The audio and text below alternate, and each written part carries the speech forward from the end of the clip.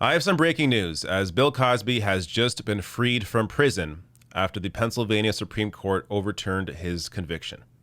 Now, I'll get to the details on this. I'll also share later a opinion from a lawyer, and I'll get to some other opinions online, some reactions to this story. Just absolutely ridiculous. I'll get to, of course, the details here in a second, but it was essentially over a technicality. He admitted to what he did and was just released on a technicality. So let me give you the details here from the Associated Press. The former Cosby Show star was arrested in 2015 when a district attorney armed with newly unsealed evidence, the comic's damaging deposition in a lawsuit brought by Constant being Temple University sports administrator Andrew Constant, brought charges against him days before the 12-year statute of limitations ran out. But the Pennsylvania Supreme Court said that District Attorney Kevin Steele, who made the decision to arrest Cosby, was obligated to stand by his predecessor's promise not to charge Cosby. There was no evidence that promise was ever put in writing. So I'm just going to stop there before I get to more details here.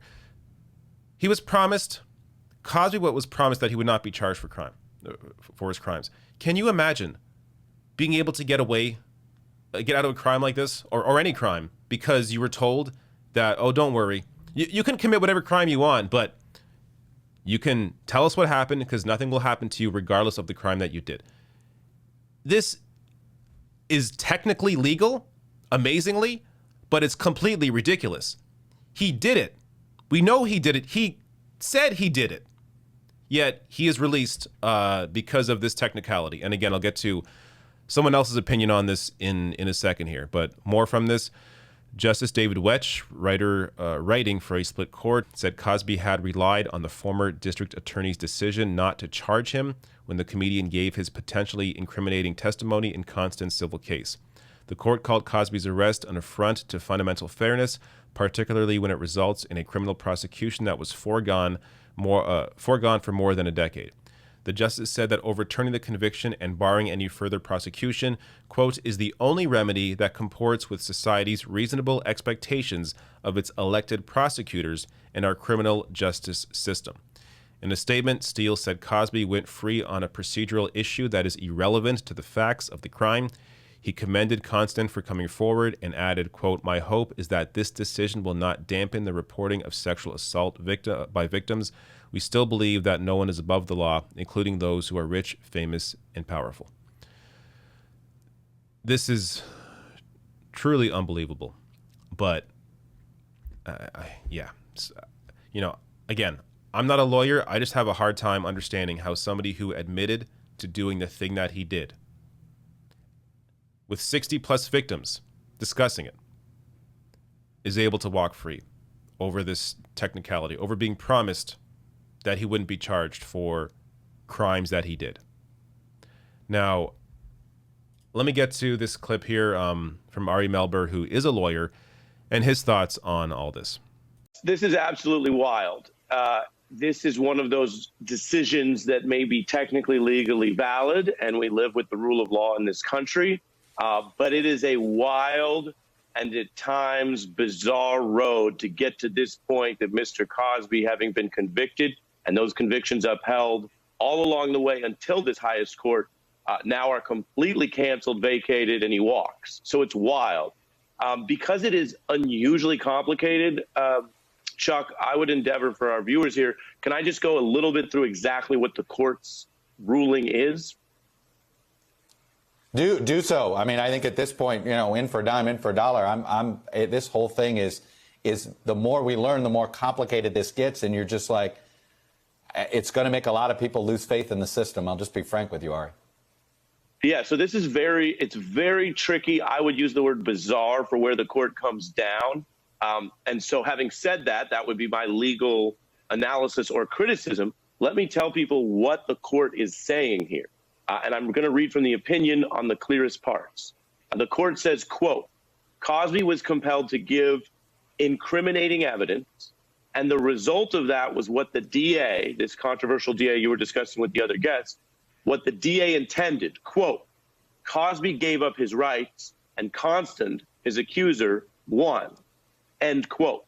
That's the court saying that because of the deal reached by this original DA, the accuser was able to win in civil court. That was the deal, so to speak. And thus, the later criminal case is canceled. And so the headline out of here legally, Chuck, is the court today is not saying Cosby didn't do it. The court is saying he reached a deal never to be charged for it. And I think everyone can understand how controversial that is. Now, again, reading from the decision, the court says D.A. Castor induced Cosby's forfeiture of his Fifth Amendment rights as a way to aid Constant, his accuser, and, quote, to improve the chances she would win. Again, the court saying you reached this deal, whether you like it or not. This was sort of a deal to stay out of criminal court, but participate in civil court where everyone knew Cosby might lose. And this is the last quote I'm going to read here, Chuck. The court saying today, quote, the DA forced Cosby to participate against himself in the civil case in a way he wouldn't have been required to do if he maintained his Fifth Amendment privilege, and that weakened his position, end quote. So all along the way, the court is saying you had this history of this deal. Both sides are supposed to uphold it. When you have elected DA races, you were just covering the elections in New York at this hour. You have DAs up for election. A later DA comes in and says, I'm chucking the deal. And this court is saying after all this, no, the deal holds. The factual headline, because I think people care more about the reality than the legal rules, is no one's saying Cosby didn't do it. The court's just saying he walked. This is everything wrong with the legal system. No one's saying he didn't do it. He himself said he did it, but 60 plus victims said he did it, but he gets to walk because he was promised that he wouldn't be charged for committing a crime. Okay. It is, it's hard for me to comprehend this. When you admit to doing something and you have 60 plus victims coming out, I don't get it. Now, let me show you some other reactions here online. So Gretchen Carlson responding to Felicia Rashad, who, of course, worked with Bill Cosby for years.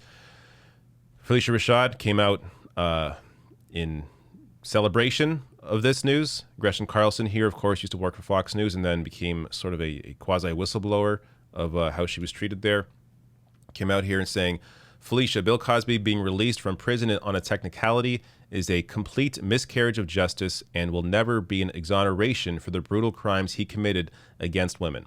The world is now woke and women will no longer be silenced. You should be ashamed of yourself.